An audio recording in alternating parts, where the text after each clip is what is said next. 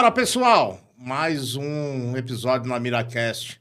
Quem tava esperando, sumimos, voltamos, né? Hoje eu tô sozinho, carreira solo. A filha do David tá doentinha, mas se Deus quiser já vai ficar legal e ele vai voltar também aqui. Não esqueça de vocês acessarem nosso canal no YouTube, na Miracast 2, numeral, tá? Acessa lá, dá um like. Quem não der um like, hoje nós temos, vou apresentar daqui a pouco, vocês vão tomar umas multas aí pra aprender quem não der esse like. Aprenda a fazer as coisas com a gente e ajuda a gente, beleza?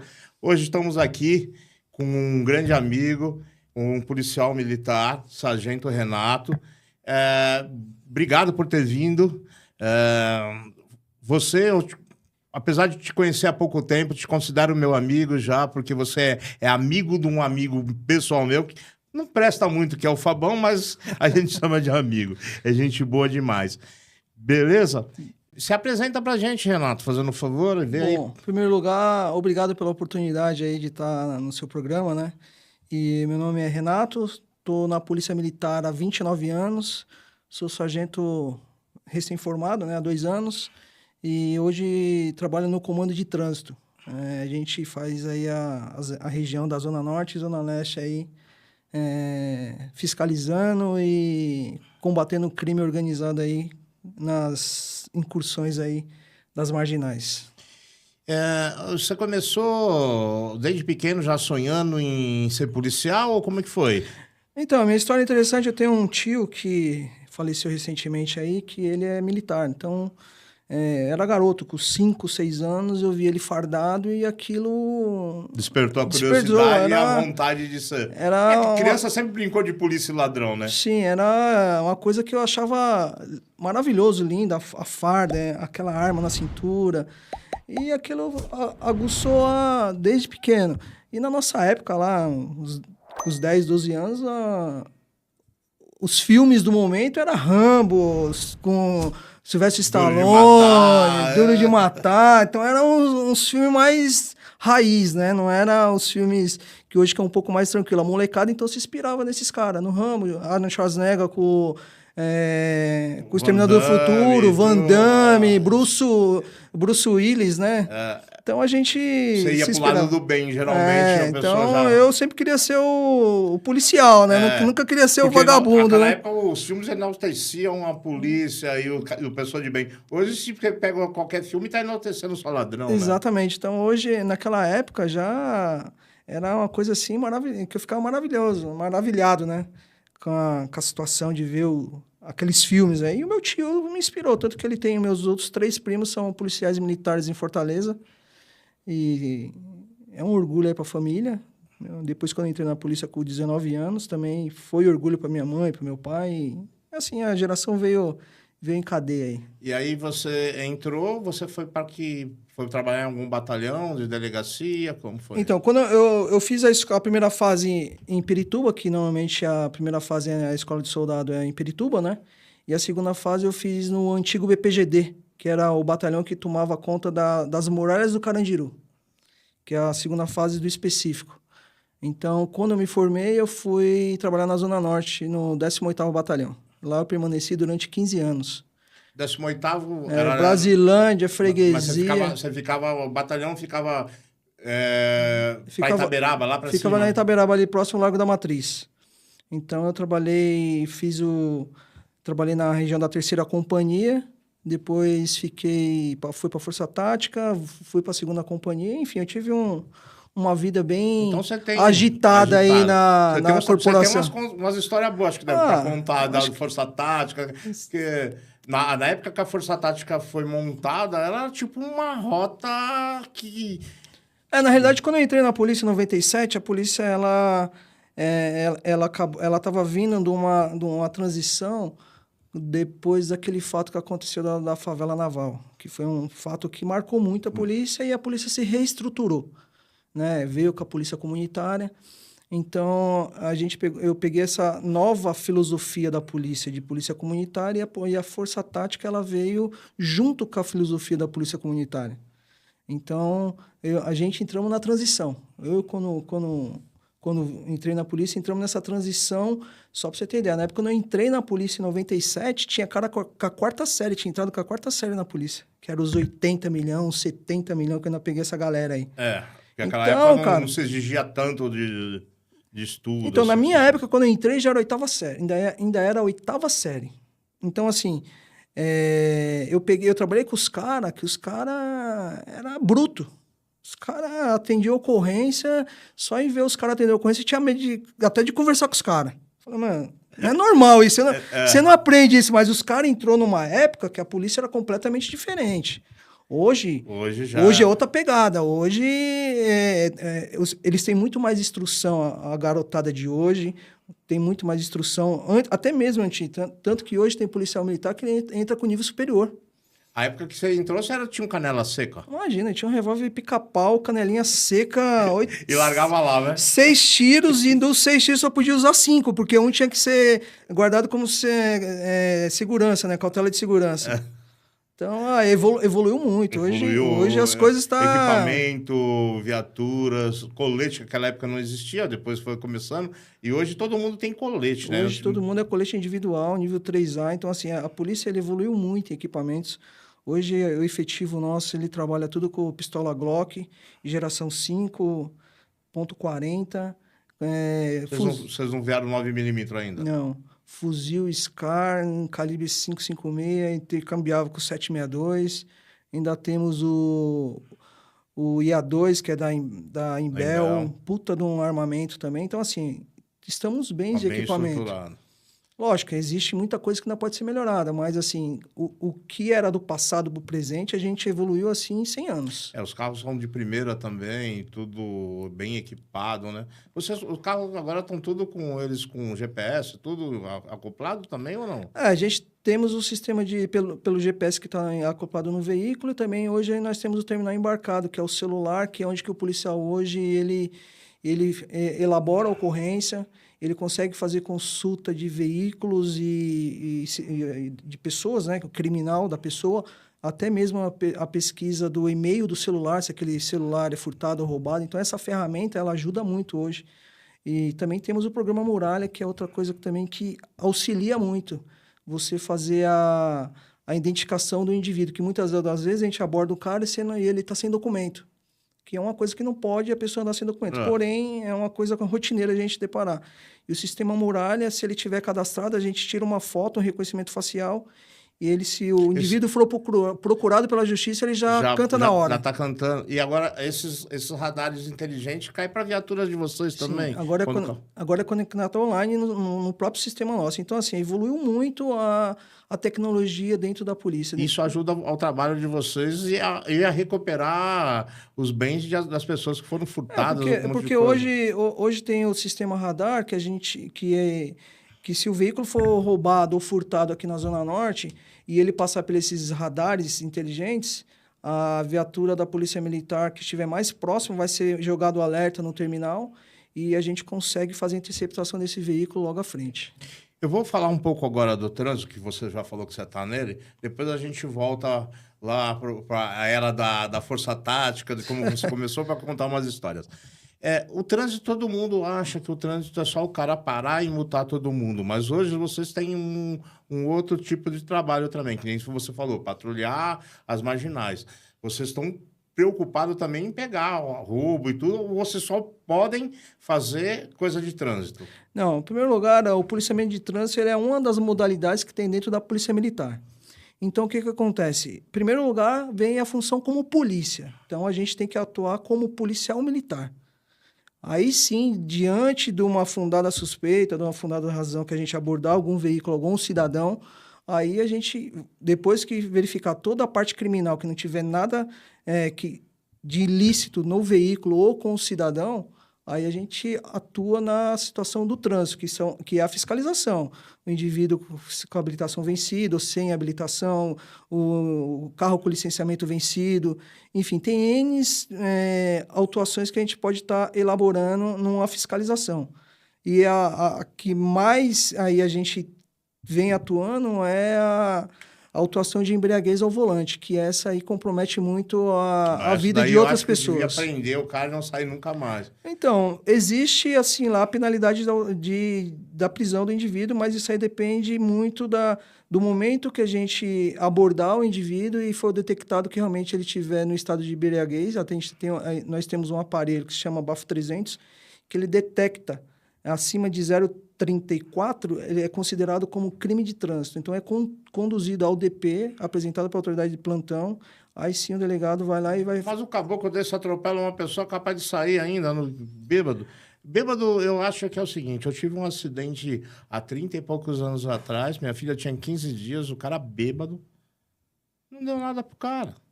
Você entendeu? E naquela época não tinha essa lei que tá aqui, mas eu acho que o cara bebeu e causou um acidente, ele tem que ser incriminado como tentativa de homicídio. Porque qualquer coisa que ele fizer, ele vai machucar uma outra pessoa, ele teve intenção de fazer aquilo. Você bebeu, você foi dirigir um carro, você é imprudente, não é? No mínimo. Então, na realidade, nos acidentes de trânsito, existe o entendimento que não existe o dolo, só existe a culpa. Então, assim, ele já cai por uma pena mais leve. Alguns entendem que, do exato momento que ele assumiu a direção do veículo no estado de embriaguez ou não, que nem sempre o cara que bebeu, ele ficou completamente embriagado, ele está sob efeito de álcool, né? Então, existem entendimentos que não é considerado como crime doloso, e sim culposo. Por outro lado, os agentes de trânsito que a gente atua nessa situação, a gente entende que esse cara talvez ele não teria o direito de ter a sua liberdade imediato. Lógico que isso não depende da gente, isso depende da jurisprudência, ela ser mais rígida ou não, ver se ele não é réu primário, se ele não se envolveu em nenhum crime que antecedesse lá o momento que ele foi flagrado no estado de embriaguez.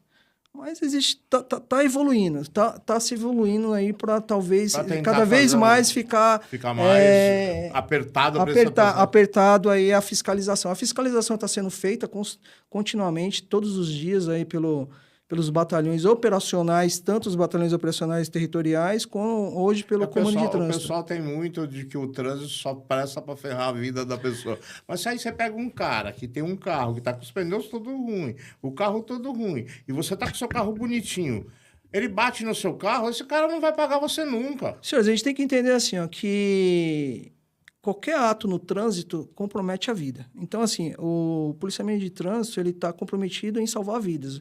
E o salvar vidas é desde você tirar o cara que está embriagado ou você tirar um veículo de circulação que está em mau estado de conservação. Se você pegar um veículo que estiver com o pneu comprometido, liso ou careca, ou tenha atingido o limite máximo do TWI, que é uma marcação que tem no pneu, ela compromete sim a segurança, porque no momento de uma frenagem, ele não vai conseguir segurar o carro, frenar esse carro e vai cometer um acidente fatalizando alguém. Nem sempre vai ser ele, vai ser alguém que está na rua transitando. Geralmente não acontece, com ele não acontece nada, acontece só com os outros. Exatamente. Então, assim, é mais consciência do cidadão que está dirigindo o veículo, para ele ter um veículo em condições, do que depender muito da polícia, porque a polícia vai fazer a fiscalização, só que a gente não consegue ter o controle de fiscalizar todos os veículos. Aquilo que a gente fala, né? Toda vez que a polícia atua, a polícia sempre está errada pela população, né?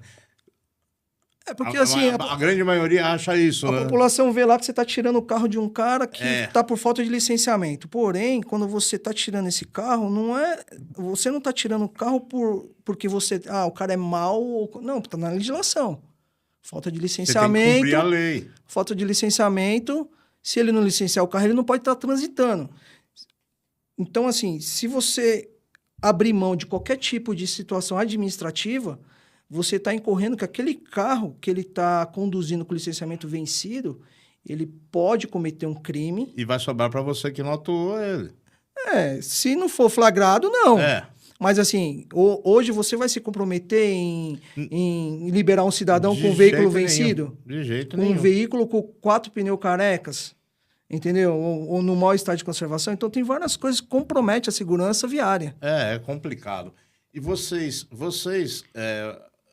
se estiverem passando pela rua, caiu uma ocorrência de um assalto com troca de tiro, vocês podem se locomover para ajudar os companheiros ou não? Sim, Vocês não podem se envolver nisso? a rede rádio Eu estou falando de ocorrências distintas. Vocês estão passando, cai na rede de rádio, porque eu acho que a rede de rádio de vocês é diferente do patrulhamento, ou é a mesma rede de rádio? Então, a nossa rede rádio, ela tem a cabine específica do policiamento de trânsito, porém, todas as ocorrências de grande vulto que tiver nas proximidades do batalhão, ela vai ser comunicada para o batalhão, para as viaturas mais próximas que tiver, encostar no apoio. Então, assim, nós também temos essa obrigação de encostar e apoiar. Então, assim, muita gente acha que a nossa função só é a parte de trânsito. Não, como eu falei desde o começo, primeiro vem polícia, depois que vem a função trânsito. Então, assim, muita gente confunde. Eu estou fazendo a pergunta porque muita gente, eu já sei, eu conheço um pouco, mas tem muita gente que vai estar assistindo e não sabe disso, que vocês podem sair para uma outra ocorrência ou nada.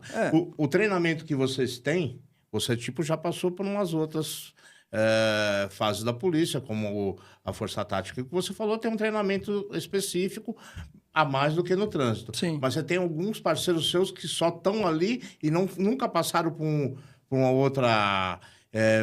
dizer uma tropa de elite que nem Vamos supor, tem alguns policiais que já passaram, que hoje estão no policiamento de trânsito, que já foram do policiamento de área, que já foi de unidades especializadas. Mas só que tem policiais que vêm direto para o policiamento de trânsito. Porém, todos os nossos procedimentos operacionais padrões se baseiam no policiamento convencional, que é o POP de abordagem, a pessoa a pé, a veículo. Então, assim, tudo que o policiamento de área realiza, tanto força tática, incursão em comunidade, esse procedimento operacional também é passado para o trânsito. Porém, nós temos missões diferentes. Essas missões, nem sempre a gente vai estar fazendo incursão dentro de uma favela, nem sempre a gente vai estar fazendo realmente uma reintegração de posse para desocupar algumas... Isso daí é uma função do choque...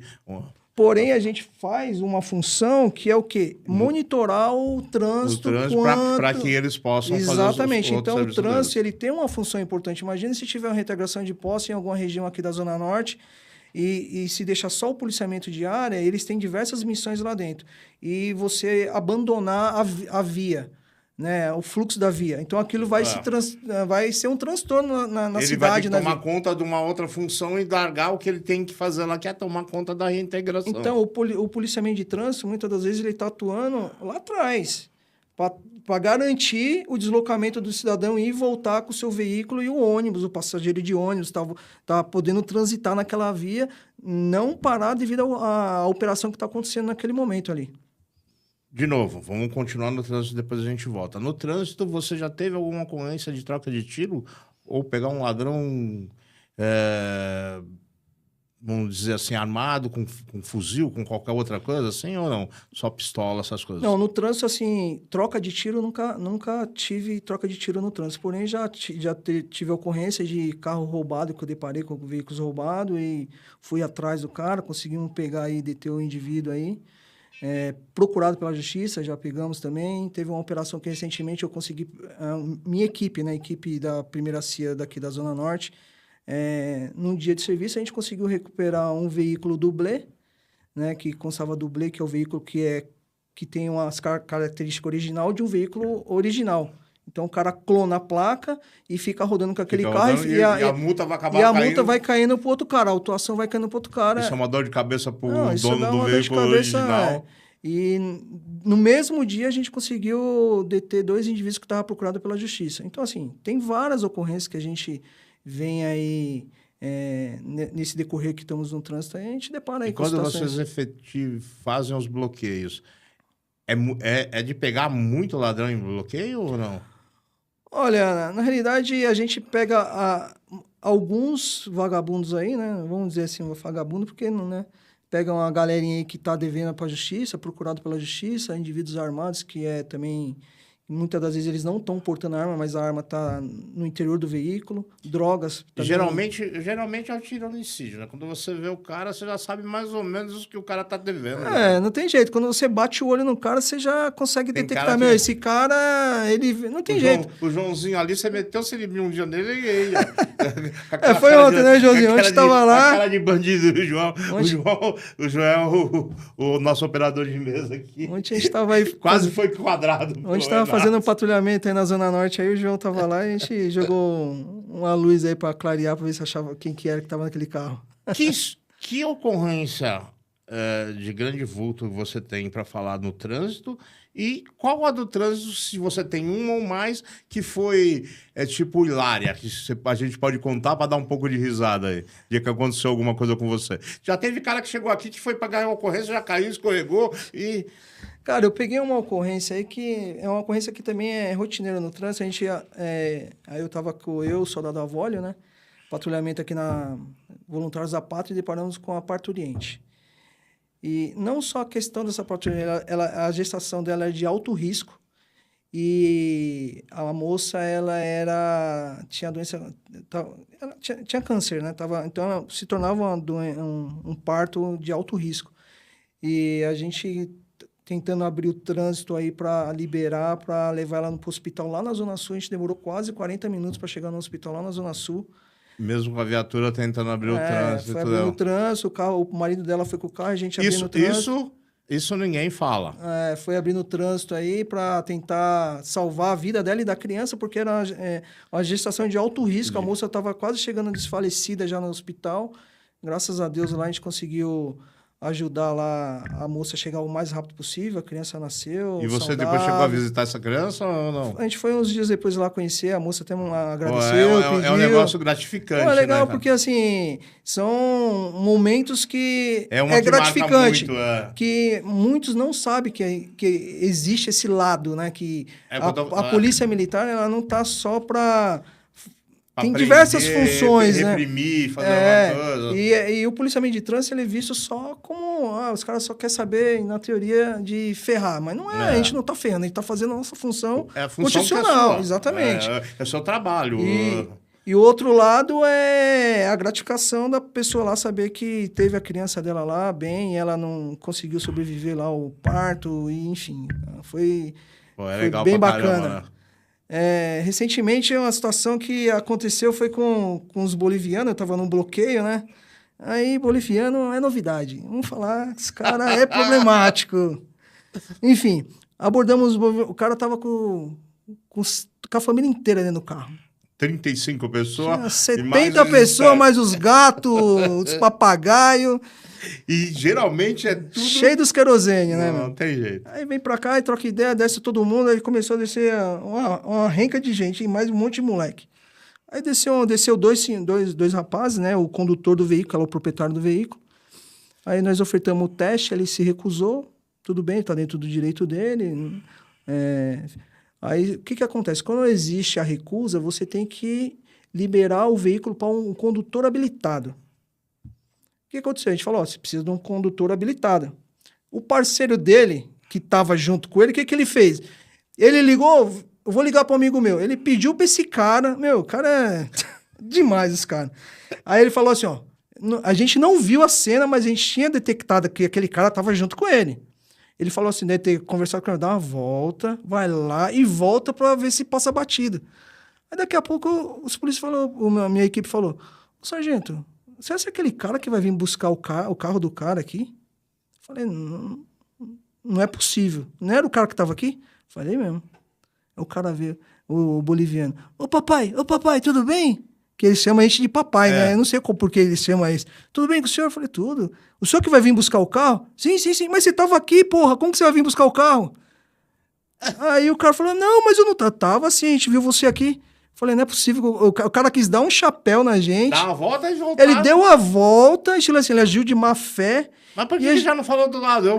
Mas ele não podia, porque assim, quando você... tá todo mundo ou você não pode? Não, o cara até pode sair. Quando você faz uma autuação de recusa no cidadão, você tem que fazer o quê? Tem que pedir um condutor habilitado com tempo hábil que não atrapalhe o andamento do bloqueio, correto? O bloqueio demora mais ou menos em torno de 1h30, 2.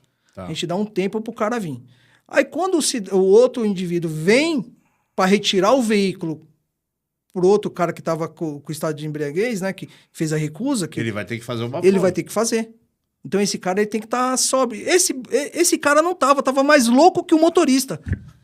Se ele não tivesse louco, se ele fosse um passageiro, poderia. Sim, poderia. Se fosse habilitado, tudo certinho. Então, assim, ele falou, não é possível que esse cara vai fazer isso, cara. Que o cara mandou o cara dar a volta pra voltar aqui, achando que o polícia ia tomar um chapéu. Eu vi uma dessa no Rio, de que os caras pararam, acho que foi até um jogador, pararam no bloqueio, e o cara tava alcoolizado.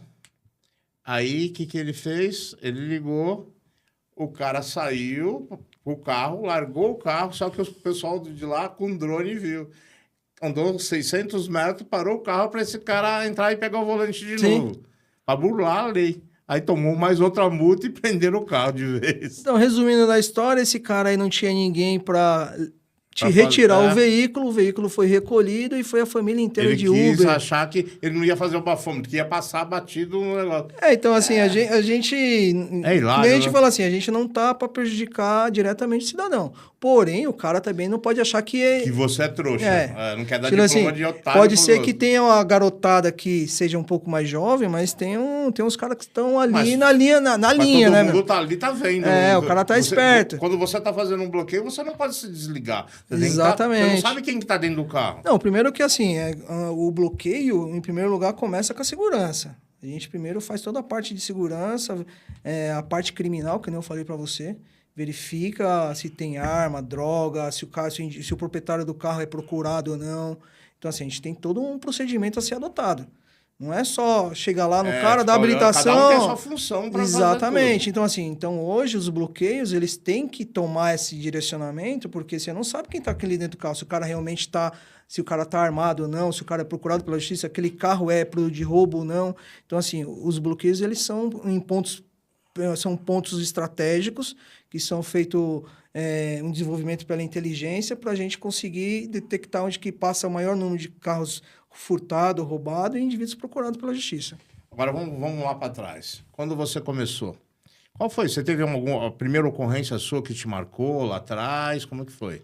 Cara, eu tive uma ocorrência muito, diretamente, ela começou diretamente comigo, mas terminou com outros policiais. O que aconteceu? Na época eu estava na segunda CIA do... Peraí, você já começou como soldado ou já entrou como Não, cabo? soldado. Eu entrei soldado, cabo e sargento. Então, entrei como soldado, né? Que é o começo da Polícia Militar, começa como soldado. Estudou, cabo, sargento, cabo e sargento. Ou se você faz direto para a Academia do Barro Branco, que aí você faz o aluno oficial.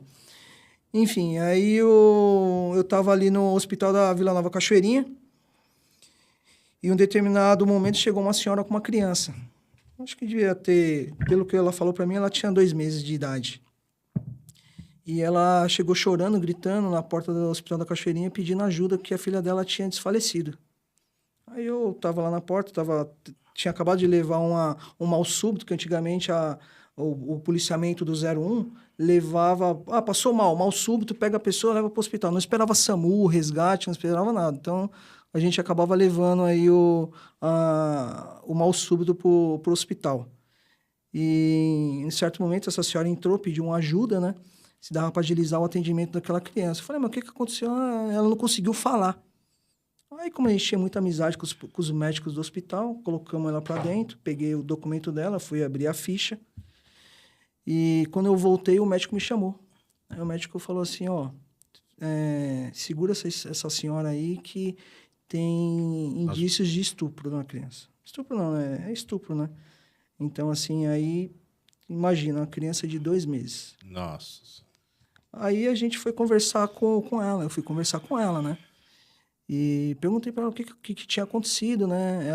O marido dela, o ex-marido, depois, né? Era ex-cadeieiro. Estava na saidinha temporária, né? De final do ano. Isso aconteceu no meados de dezembro.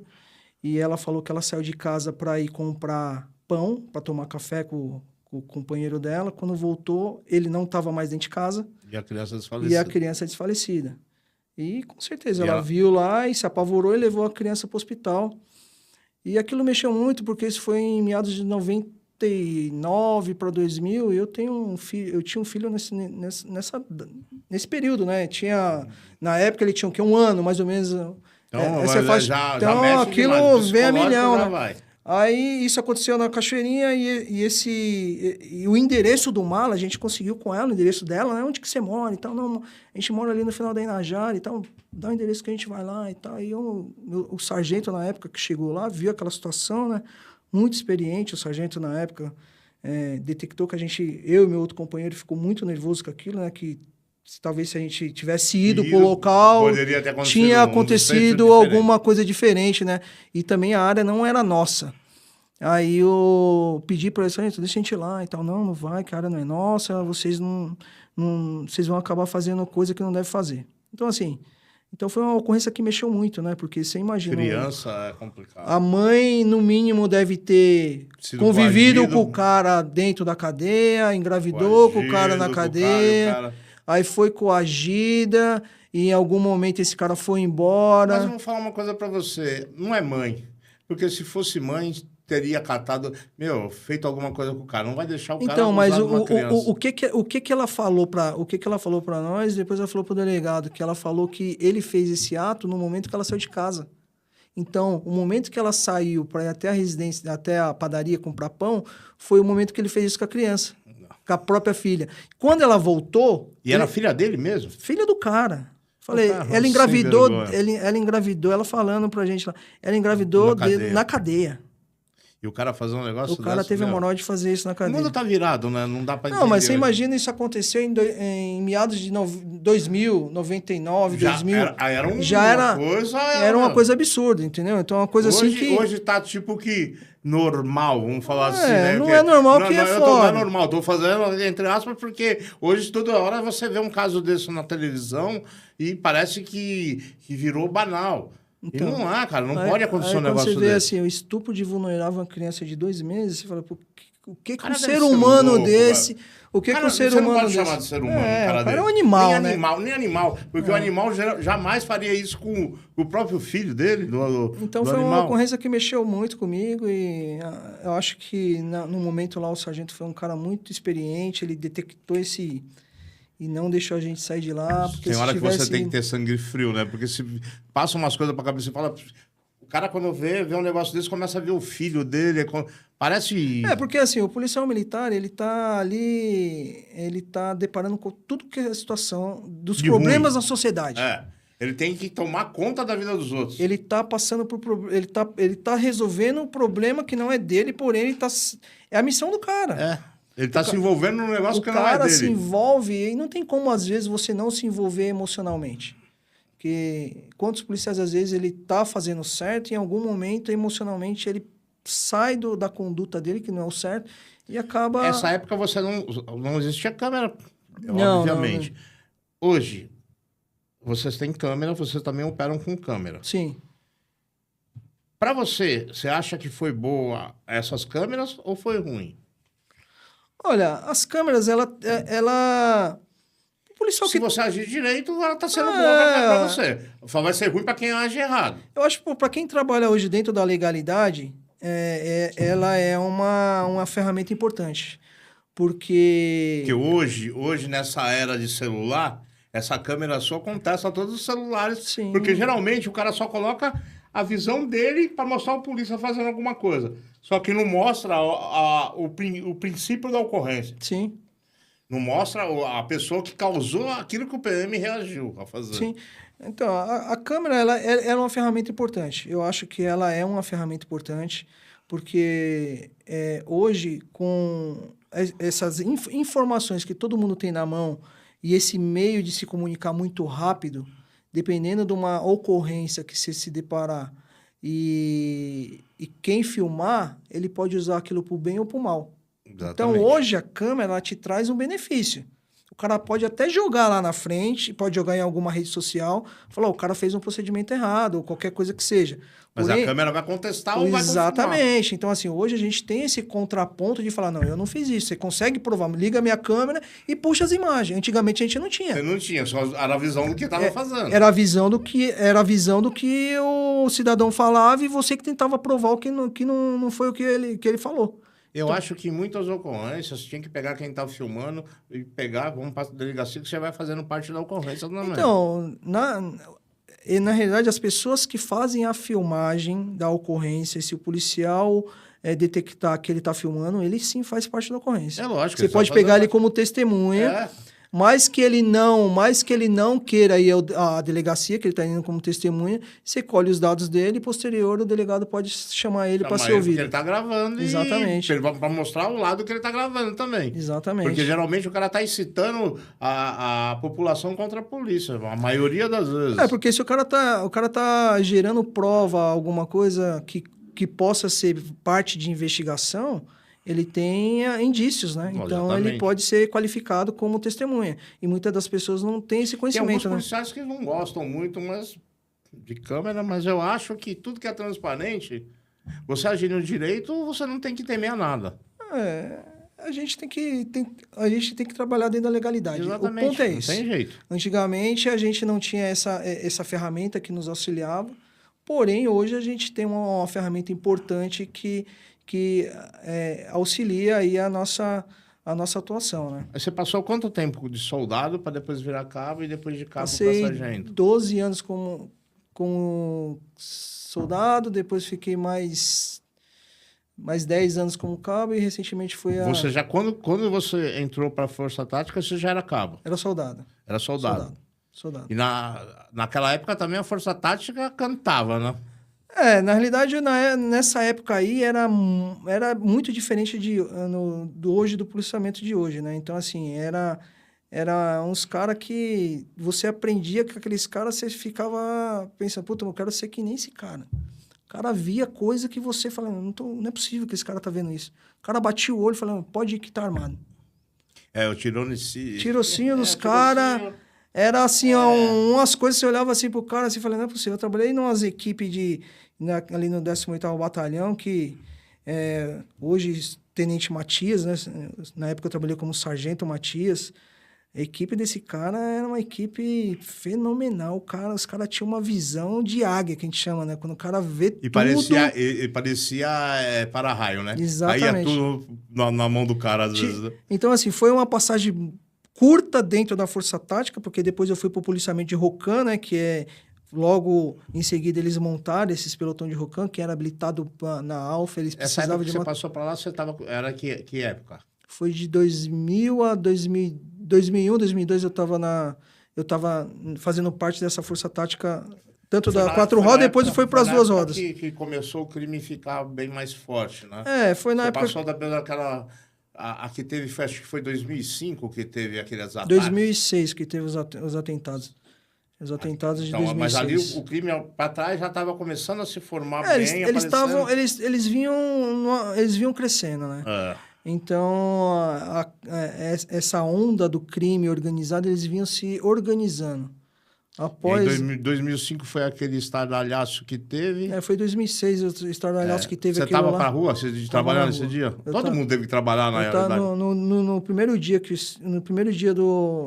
que aconteceu aquilo lá, eu estava de serviço à noite. Eu estava trabalhando na área do 40 DP aqui na segunda CIA do 18.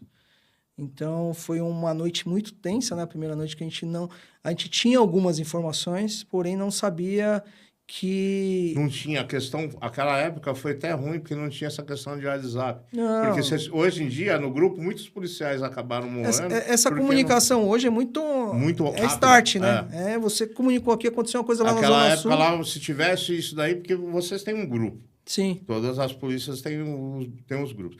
Tinha lançado, muitos policiais não teriam teriam sido mortos, né, na realidade. Né? Na realidade, o que aconteceu? Talvez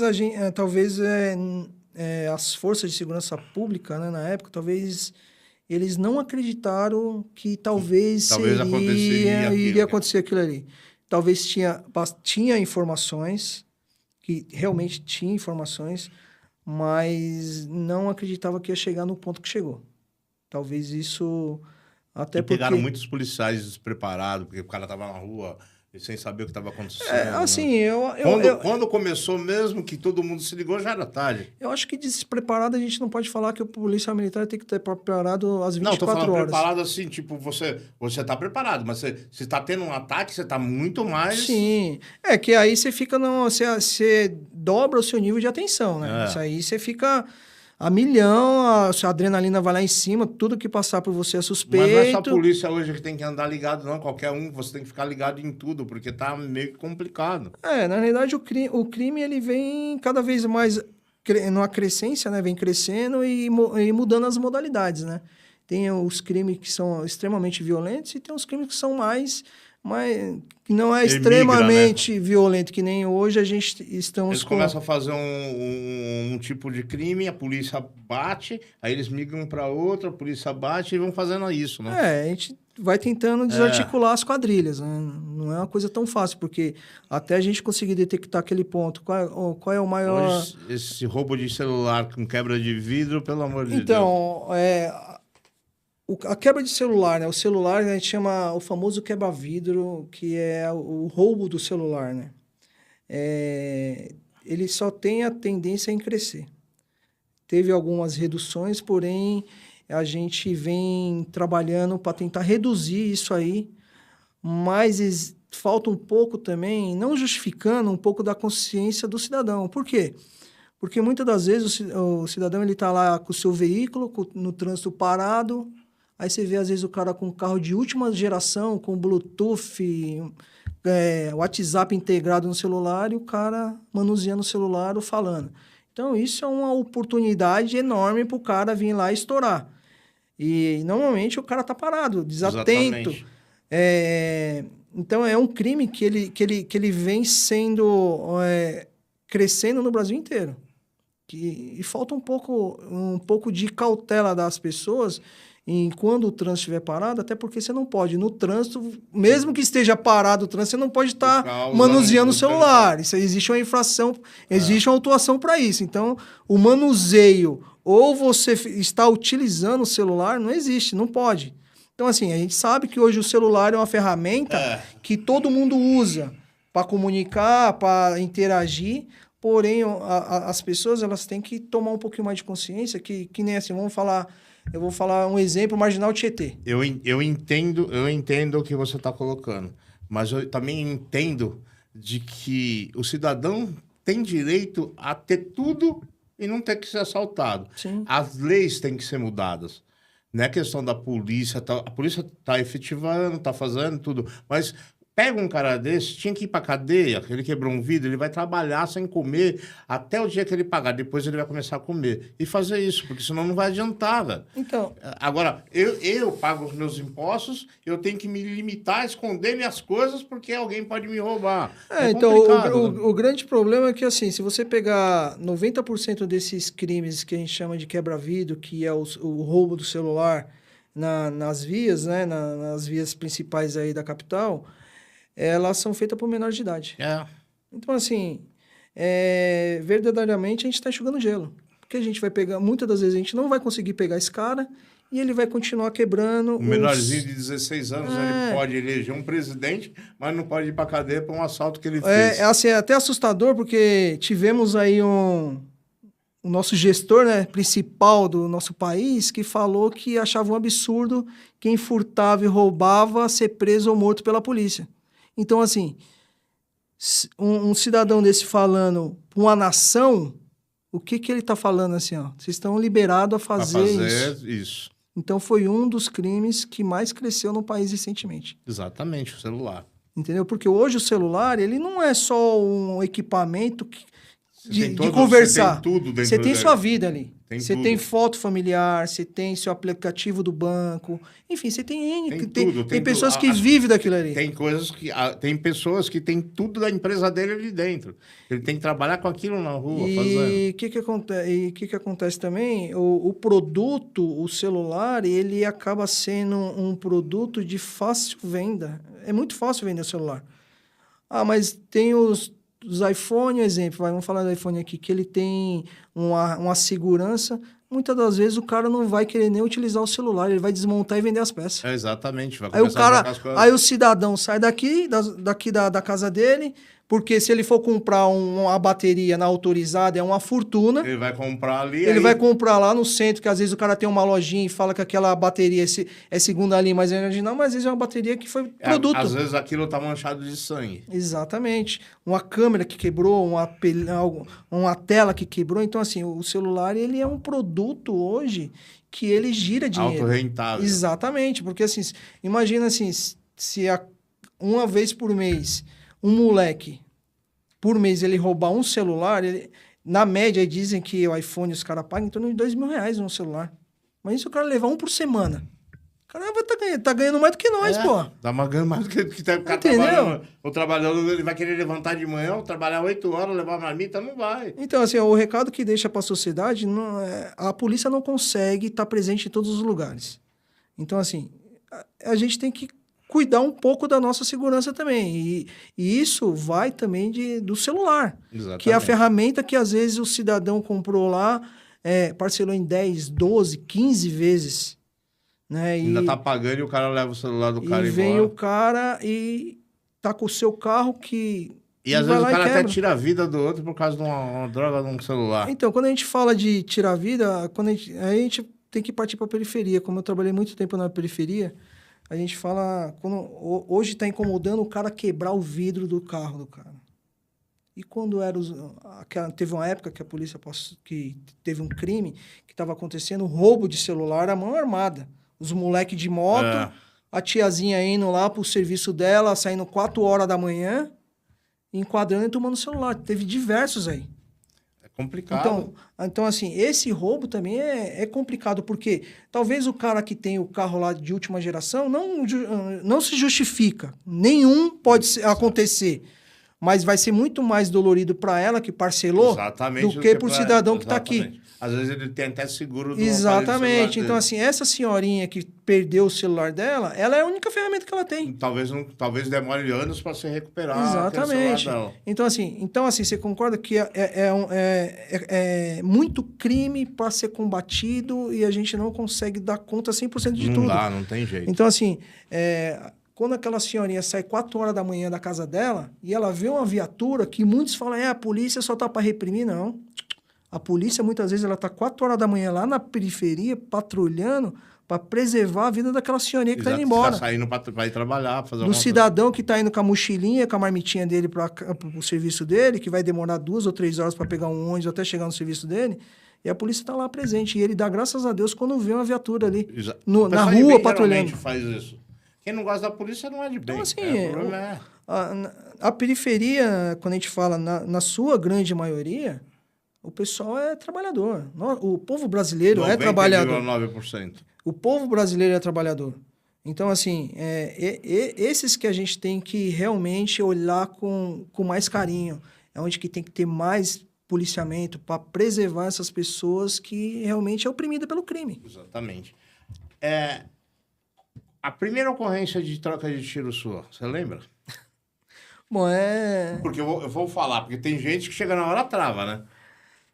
Assim, eu tive uma ocorrência de troca de tiro, eu não gosto de comentar, assim, tem ocorrências que eu não gosto de comentar nem em casa, mas eu tive uma troca de tiro, foi um caráter geral que a gente deparou aqui na freguesia não, na Cachoeirinha, o cara tava com o carro roubado, enfim, a gente acabou trocando um tiro com o cara, eu e meu parceiro, e veio na injusta agressão, né, ele acabou vendo falecer no local.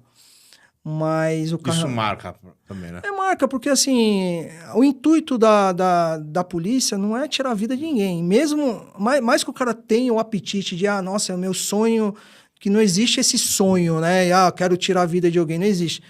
Mas você tem que preservar a sua vida. Você tem que preservar a sua vida. Você sai de casa, você tem que voltar para sua família. Você tem que preservar a sua vida, entendeu? Exatamente. Então, assim, essa ocorrência, ela fica marcada pro resto da sua vida.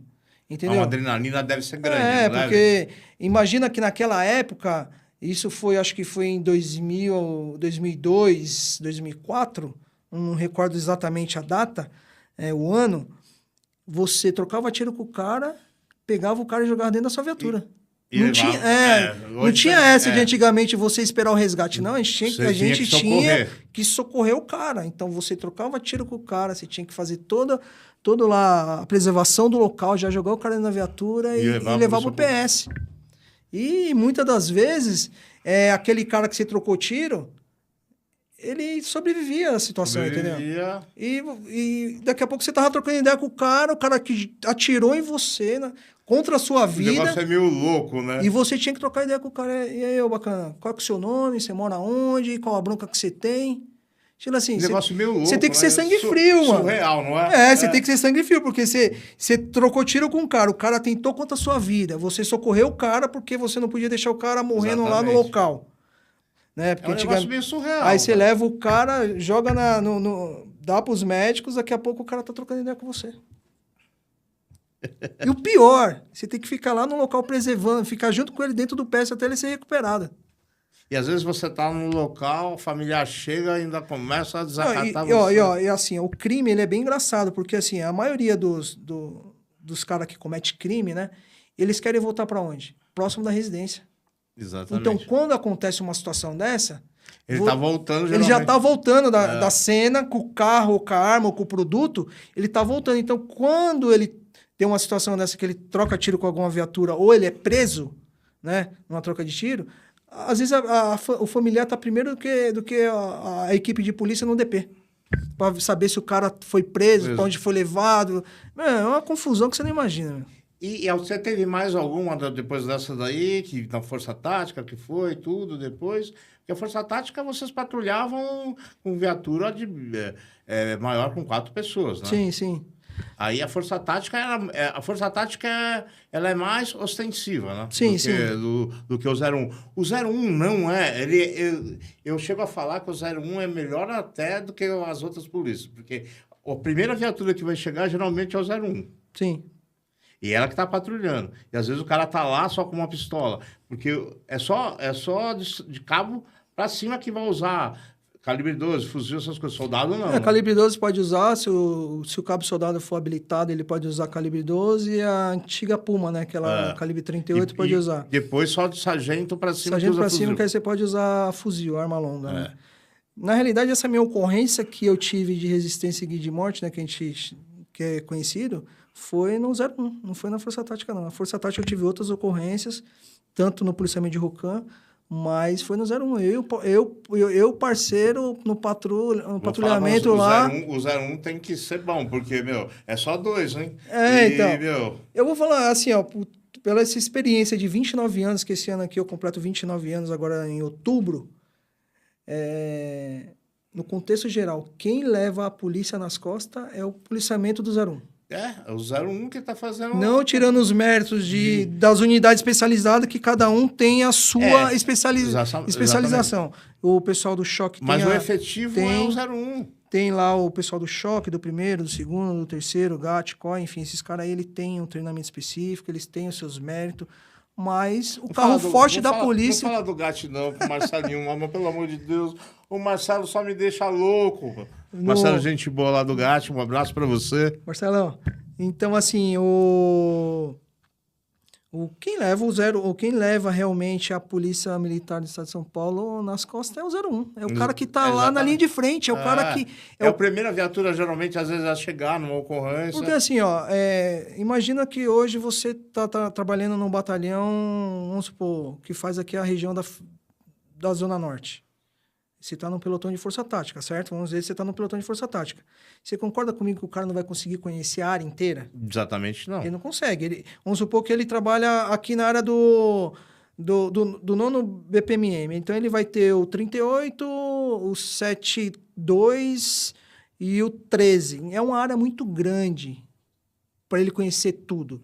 Já o policiamento do 01, ele vai trabalhar só numa área. Ele vai trabalhar na área do 40. Ele conhece tudo. Então, o cara conhece todos os buracos. Ele conhece quem é o mala que mora naquela rua tal. Ele já abordou aquele cara 3, 4 vezes. Ele sabe que o cara que tá estranho rodando ali na área, ele sabe quem é o cara. Então, assim, esses caras são os caras que realmente tá ligado diretamente com a população. É os caras que é o linha de frente ali que sabe. Esse carro eu nunca vi aqui nessa quebrada. Vamos abordar esse carro. esse mala aqui, eu nunca vi nessa viela aqui. Vamos trocar ideia com esse maluco. E a outra que tá passando, geralmente ela tá fazendo a ronda extensiva Aí só. o cara vai no tirocínio, lógico. O cara vê uma barca lá com 4 caras, tudo com sangue nos olhos, boina nos olhos, o cara treme. Pode falar, o cara pode ser mais gelo que o cara for, o cara vai tremer. O cara vê lá, quando vê a zangada vindo na frente dele, falei, puta, mano, esses caras vão me quebrar no meio. Você trabalhava, você trabalhou naquela época que era vermelha e preta?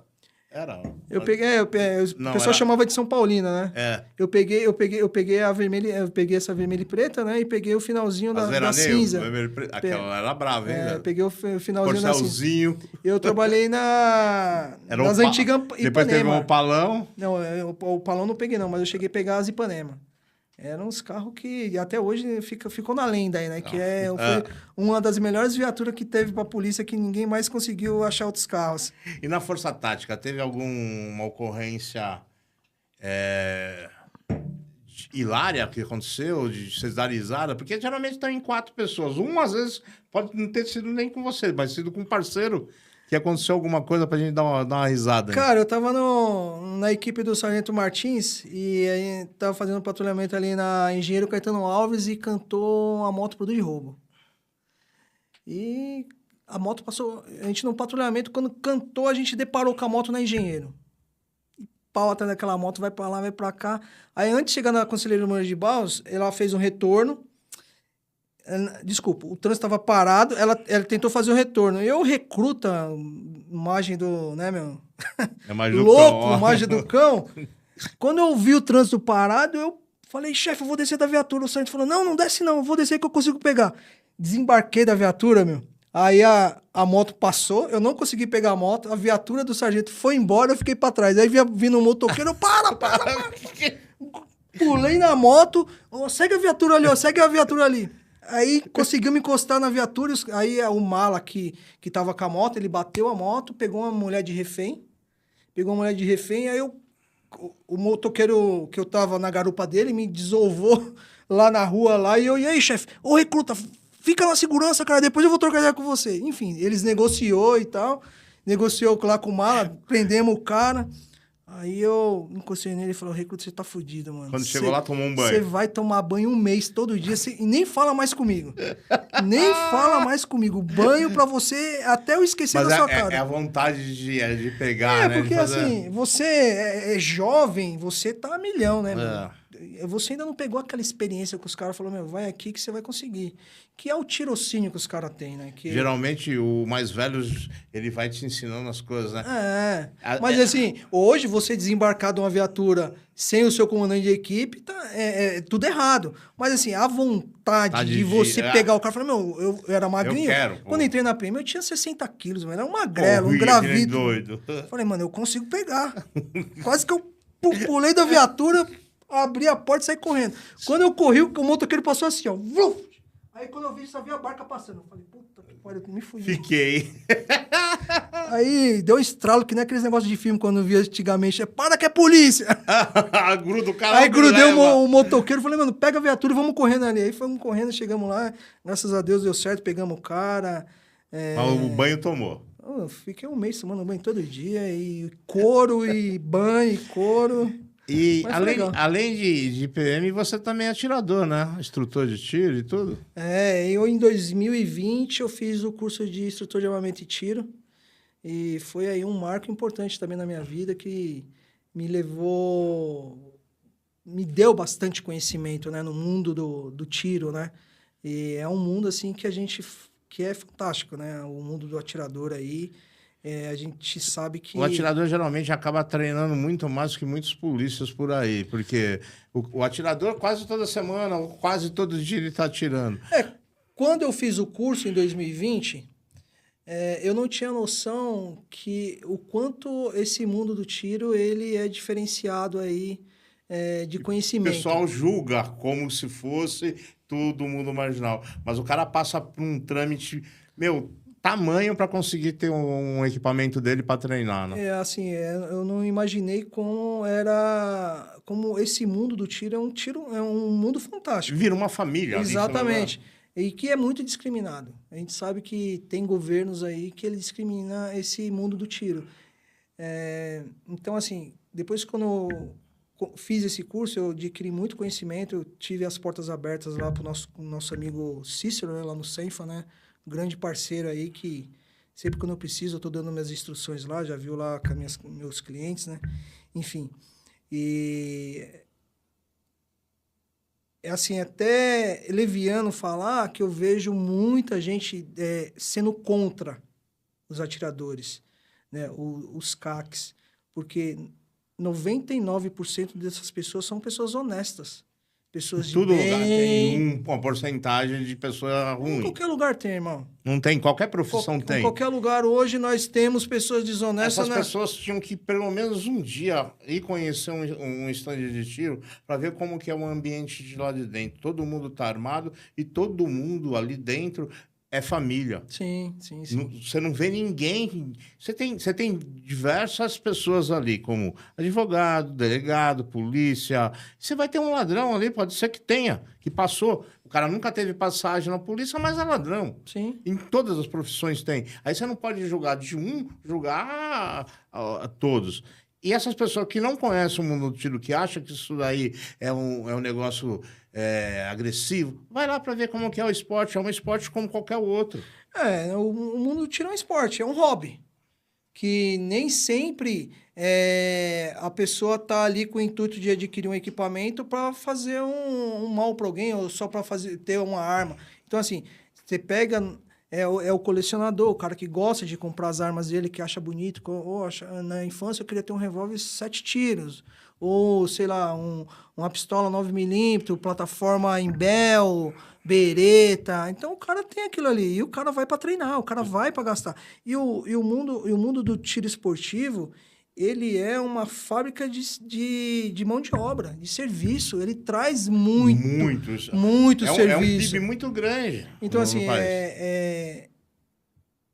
a gente fica abismado quando você vê que essa discriminação com a galera do tiro esportivo é injusta, porque é muita gente que depende disso. Um clube de tiro, ele no mínimo, ele indiretamente, ele está empregando, vamos chutar abaixo aí, 100 pessoas. Exatamente. 100 pessoas, um clube direto ou indiretamente. Isso, fora fornecedor, fora isso. Então, assim, é um PIB, que nem você falou, um PIB muito alto. Né? São impostos e a arma é o que tem mais imposto. É uma arma que custa muito caro. Muito caro. Tudo. É um esporte caro. Não é um esporte barato. É um esporte caro que exige dedicação. Que nem eu, quando comecei como instrutor, antes dessa nova legislação, existia o tiro recreativo, né? Que era a pessoa que ia a primeira vez no clube, não tinha experiência, não sabia como é que era. E eu fiz parte desse grupo de instrutor lá no Senfa, junto com o Cícero, que ele me deu a oportunidade, logo quando eu terminei o curso de instrutor de tiro, eu fiz alguns serviços lá com ele lá. E você vê que esse tiro recreativo, ele não poderia ter acabado. Não. Porque o que acontece? O tiro recreativo é onde que vai levar aquele cidadão que realmente ele quer fazer parte daquele esporte. Quer fazer parte do esporte, ou o cara que não se identifica, o cara quer ir por curiosidade. Tem muita gente que vai por curiosidade. Eu faço uma coisa assim. Se você vai querer dirigir um carro, mas como que você vai gostar, se você vai saber se vai dirigir, se você não pode pegar no carro para dirigir? Exatamente. Então, Hoje o cara tem que pagar um curso hoje sem saber que ele vai querer atirar ou não. Eu já peguei alunos lá no clube que o cara veio a primeira vez, tanto como masculino como feminino, que ele tinha curiosidade. A gente demos o básico dele, né, que é regra de segurança, manuseio do armamento e postura para a gente efetuar o disparo, que isso é uma regra que na época o Cícero lá exigia que os instrutores fizessem isso para colocar o cara na linha de tiro e o instrutor tinha que estar junto. Exatamente. Acompanhando o que ele estava fazendo. Eu tive situação lá que o cara pegou, deu um disparo na arma e falou, não, isso aqui não é para mim. É que nem você falou, o cara tem... Agora ele vai pagar um curso hoje para depois que ele fizer esse curso, tirar o CR dele, que ele for dar um tiro e falar, puta, eu não quero isso. Gastou uma fortuna para dar um tiro e não querer. Como eu já vi como eu já tive alunos que o cara foi uma vez, gostou, foi segunda vez, gostou, depois ele falou, se filiou ao clube, foi lá, fez todo o processo do CR para ele adquiriu lá a licença dele, depois ele comprou o equipamento dele e o cara tá lá todo dia no clube. Estamos chegando ao final aí de mais um podcast. Você quer deixar alguma mensagem pro pessoal? Deixar algum canal seu para que alguém te conheça mais, que você fale? Pode falar aí para a câmera aí pro pessoal. E aí, galera, não, é só... Dá suas ponderações aí. Salientar que a Polícia Militar, ela tá aí para auxiliar o cidadão em todos os sentidos.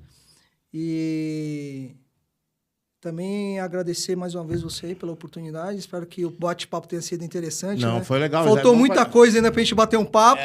Mas aí você vai ter uma outra depois, porque se a gente alongar muito, a pessoa acaba não assistindo. Mas o bate-papo foi interessante aí. É a primeira vez, se teve algumas coisas a ser corrigidas aí, né? A gente vai corrigindo aí. Não, mas vai ficando legal, porque a gente fez o podcast realmente para enaltecer o trabalho da polícia. Porque todo dia a polícia toma pancada. Então a gente traz aqui atiradores, Polícia Civil, Polícia Militar, GCM, tudo que é ligado à segurança a gente está fazendo para mostrar para a população o outro lado também. Sim, porque todo mundo só vê um lado da polícia, a maioria das mídias só mostra a coisa ruim que a polícia fez, que é minoria. Sim. As boas não mostram. Sim. Quer deixar algum canal seu aí para alguém te seguir? Eu tenho o canal do Sua Instagram, rede social. que é Instrutor Renato. E tá lá na página Você do Instagram. Você que quer ser atirador, ele vem vamos aí lá, fazer vamos fazer parte ele. aí. Se vem quiser fazer um curso com ele, fazer um aprender curso as aí coisas. no dia que vocês quiserem, procura lá no Sem Falar, no Clube Sem Falar, ou até com o Binho aí, a gente vai se falando aí, vamos dando um bom treinamento aí pra galera. O básico bem feito é melhor do que o avançado sem mal feito. E outra coisa, confia na Polícia Militar.